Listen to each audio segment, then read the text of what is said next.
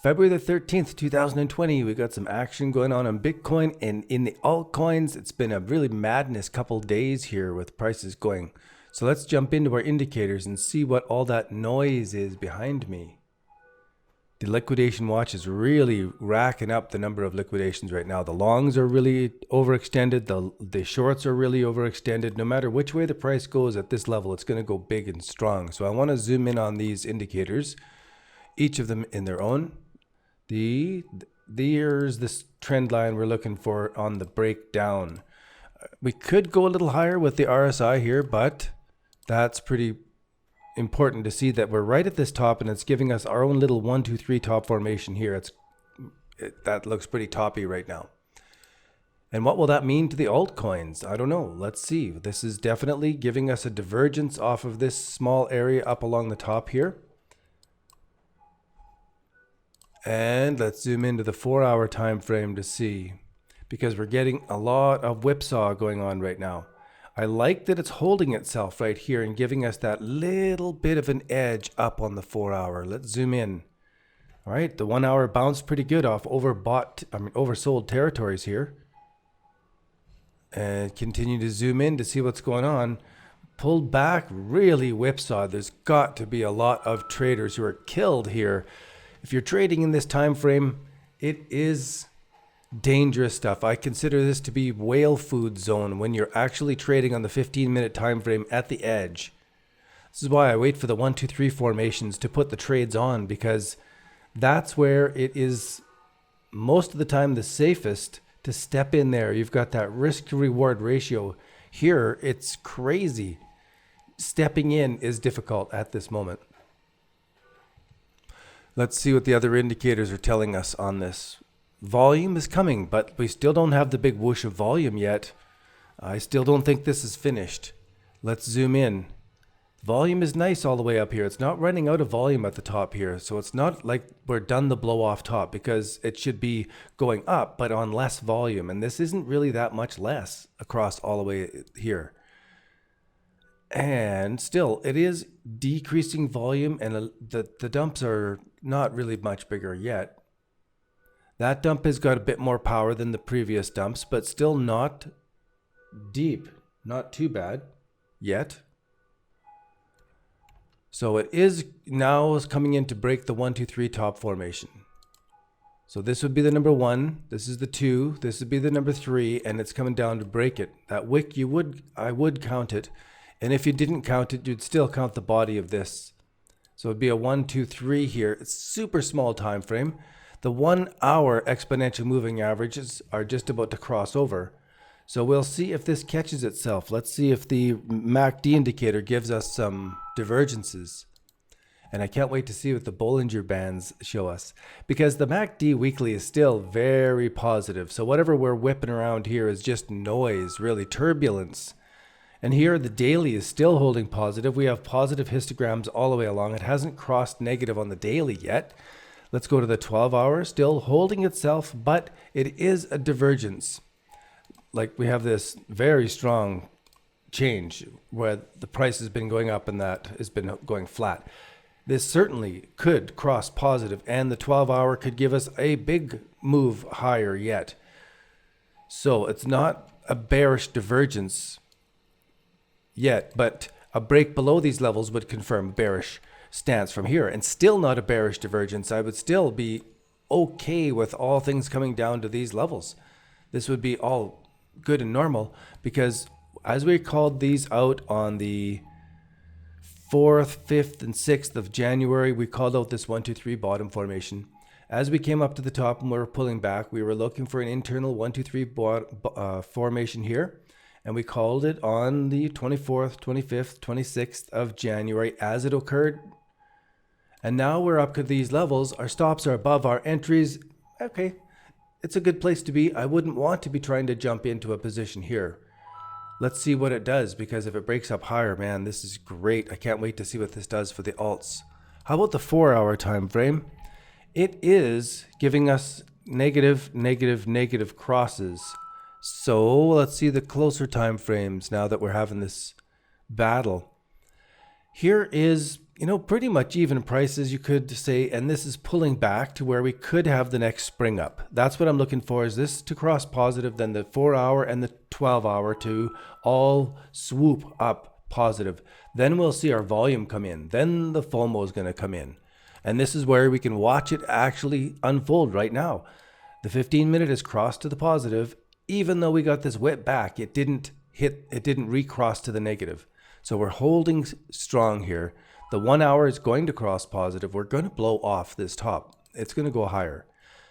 The Ichimoku cloud on the weekly has actually poked a bit through the cloud. I want to drag this way back to the last time there was an Ichimoku cloud on the weekly. We did poke above the cloud. The blue line and the red line came up, and the red crossed below the blue, the blue above the red, which generally I would say is a bullish formation here. And then it all came down. So now let's go back to the present and see what's going on here. So again, we're just poking above the cloud. The one thing that keeps me aware is that we are still having a red cross to the cloud way over at the other end. And so while we have this exhaustion wick and exhaustion wick here on the weekly, I am paying attention to this. If it comes up a little bit more, I'm going to be really watching for top formations now in all of the alts. Let's go in closer on this now. Daily time frame. Still looking good. No worries here, but the daily, of course, will let it come all the way back before it comes up and be. So this isn't really the one to be watching. If you're watching for a top formation, the 12-hour is coming to cross. The 4-hour is getting back and forth now, right? It just touched. Now it's holding wider, so we'll continue to watch it. When it does cross, I am going to pay attention to it. There's the cross right there. When the blue crosses below the red like this on the 4-hour time frame, and we're going into the cloud, it'll be breaking a top formation.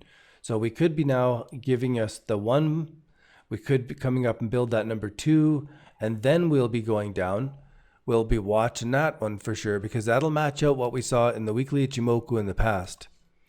Just zooming into the hourly time frame now, just to keep a track of the blue and the red lines as they are moving. 15-minute time frame, real mess here.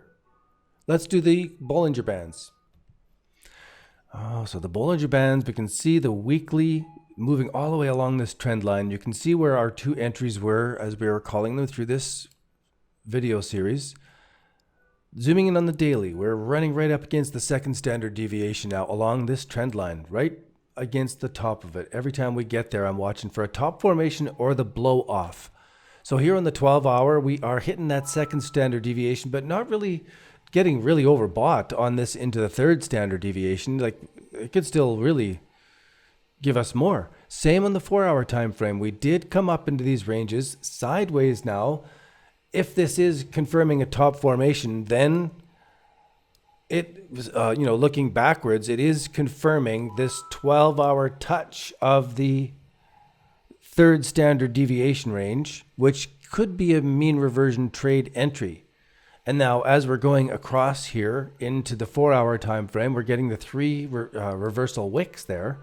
And so this doesn't really give me any insight on the 1 hour, and the 15-minute doesn't give me any insight either, but it's interesting to look at how this band got narrow, touched along the top, and really dropped back. As soon as we're coming to this long-term trend line that we saw right in the weekly time frames. So as we come up to this trend line, it is turning out to be very important, and we'll continue to watch that. And now we're going to finish up with a note on Bitcoin dominance, which we've been following since early January. As we came through this top formation, the 12-hour EMA crossed over, we really started to watch which were the coins were taking off first. And as the bull market unfolded, we were getting into all of these coins as they presented themselves. As they came through the process of going from neutral into alert, we were watching them and getting ready. As they moved from alert status into hold status, that's when we were picking up different coins and building out our portfolio with those that were starting to move. The coins that never did anything, we still didn't pick those up yet. The most important thing to be watching now is for the top formations. Now that we've done this kind of move, it may be that we get a little pullback. It may be time to pay attention to it. But as you can see by these 2 red arrows here, these are just basic support and resistance levels from Bitcoin dominance in the past. And so these are areas where we may see a hesitation. We may see prices top out in the altcoins. We may see Bitcoin do its blow off top and then everything settle back, which would mean that Bitcoin prices would be dropping as Bitcoin dominance is dropping. And should that be the case, it's one of the rare times that we should be moving everything into stablecoin. It's the thing that is staying stable while everything else is moving back. And so now we will be able to tell exactly when altcoin season is ending and by how much. Which coins will be going into exit status. We'll know daily which coins to do that. But before they go into exit status, we must now be prepared with our exit strategy. We need to know what the 1, 2, 3 top formation looks like, what the uptrend lays, when does that exponential moving average cross over, and give us the exit signal on all of these altcoins. That's our main focus now on the bull market watch. And you can join up and become part of that. First of all, you don't need to. You can learn the 5 stages of the trade by putting your email address in, taking this free webinar and doing the workshop. And get down, make your own spreadsheet, and you could be caught right up to what we're doing with the bull market watch. I teach everything you need to know in that free webinar. But if you want to save all of that work, you can click on the bull market watch, read what other people are saying about it, scroll down and learn more about what it does, how we are going to identify when the exit status is in all of these coins. Hold those profits, keep that money. So head over to Introtocryptos.ca, grab this program so that you know which coins to get out of and when to get back into them. And now, in summary, we are looking for everything on the 4-hour time frame right now. The MACD to cross through these levels, and if it is building up and going stronger as we're crossing above, that's confirmation that things are taking off more.